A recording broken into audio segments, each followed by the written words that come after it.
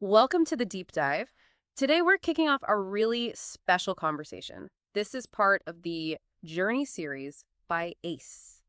Now, for those of you maybe not familiar, ACE is a cross-border boutique investment bank. They're really centered around this global network connecting investors and business owners.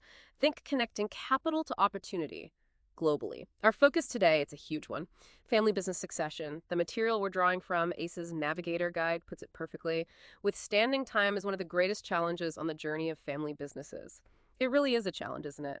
Full of emotion, strategy, sometimes real twists and turns. So our mission here is to unpack these unique dynamics. We want to explore why so many family businesses, despite amazing starts, often struggle with that generational shift. And crucially, we'll look at how good disciplined planning can lead not just to survival, but real long-term prosperity. All this comes from ACE Navigator, a dealmaker's guide, specifically the piece People to People, Family Business Succession from December 2022. Great insights there. Okay, so let's get into it. Family business succession. Its importance is just massive, but the numbers, they're pretty sobering. What really jumps out from the material is this idea that most family businesses actually deteriorate with second generations, the next generation. It's kind of shocking when you think about it. And it contrasts so sharply with those businesses that do evolve successfully, often extending their wealth precisely because they have these disciplined succession plans. Makes you ask, why the struggle? It's a fundamental question, and it really highlights the complexity here. What's key to grasp, I think, is that this isn't just some financial transaction or legal box ticking exercise. As the ACE piece points out, it's a unique, dynamic journey, one that can lead either to, well, prosperity or the complete destruction of a legacy. It's deeply human. That human element that leads right into the first big takeaway, the emotional struggle. And it makes total sense, right? The business gets tangled up with the family's whole story. You picture the founder, maybe the parents or grandparents. They started it, they poured their lives into it, built it up. It's not just a company. It's their baby. It's tied to their identity. Exactly. And that deep personal investment is where the friction almost inevitably happens, particularly when, younger family members or maybe ones new to the business step up. They want to make their mark. And that desire to make a mark impacts the future direction. The research highlights sort of three main ways this can play out. First, they might develop and accelerate previous directions. So building on what's there, maybe using new tech, expanding current lines, sounds good, but even that can cause tension if the older generation feels pushed aside a bit. Right, even growth can have its friction points. Definitely. Second, they might try to alter directions. Now, this is where it can get really heated. Imagine wanting to pivot completely. Maybe move away from the core business that dad or mom built. Ooh, yeah, that could feel like a rejection of the past. It often does. It challenges the founder's legacy directly. And third, they might just let go, sell the business, or step away to do something else entirely. For the founders, that can feel like abandonment. The fascinating thing, as the piece notes, is how incredibly personal these business decisions become. Often, logic takes a backseat to emotion. That strong emotional current, it flows right into the next big area, management and control. This is where those underlying tensions really surface in practical terms. Absolutely. If the emotional side isn't managed well, the operational discussions become battlegrounds. The ACE material highlights several very common controversial discussion points. First, there's the young versus the older generation. It's not just about age, it's perspective, experience versus perhaps eagerness for change, caution versus maybe a higher risk appetite. Different timelines, different priorities almost. Exactly. Then you have the classic dilemma, the professional outsider versus the trusted family member. Do you bring in external expertise, someone objective, or do you stick with family, someone seen as loyal, even if maybe less qualified on paper? Keepability versus allegiance. That's a tough one. It really is. And beyond just who leads, there are other tensions, like the ace versus the rookie dynamic, Right.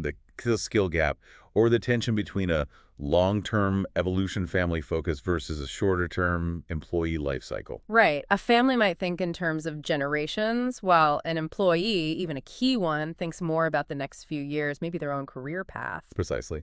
And finally, there's that struggle between firm discipline versus uncontrolled freedom. Proper governance, clear rules, versus maybe a more intuitive, founder-driven approach where rules get bent. These aren't just different styles. They're often fundamental clashes in philosophy about how the business should run and what it's ultimately for. And when these deep emotional and management issues aren't handled well, when they're ignored, that's when we hit the third point, failure. The consequences of bad succession planning are, well, stark. They really are. Yeah. And sadly, quite common when planning is neglected.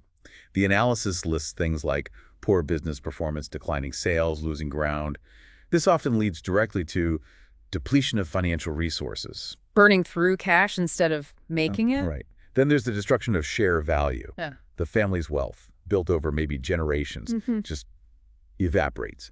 And maybe the most painful, reputation damages. Yeah, that affects the family name, their standing. Exactly. Internal fights spilling out, a respected business faltering. Yeah. It can tarnish a legacy for a very long time. These aren't small issues. It's the potential unraveling of everything. Okay, so we've laid out the challenges, the emotion, the control issues, the real risk of failure. The big question then is what can be done? How do businesses navigate this? And this is where ACE's approach comes in. Yes, moving towards solutions. ACE really gets that this is complex. That's why they adopt a tailored approach. They emphasize strongly there is no one-size-fits-all model. Yeah. Every family, every business is different. Their history, their dynamics, their industry, it all matters.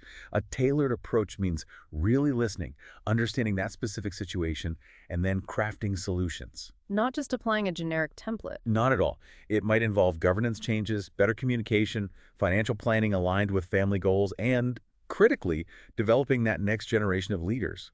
The material also suggests learning from examples like Red Bull or LVMH. Think about Red Bull surviving and thriving after its founder.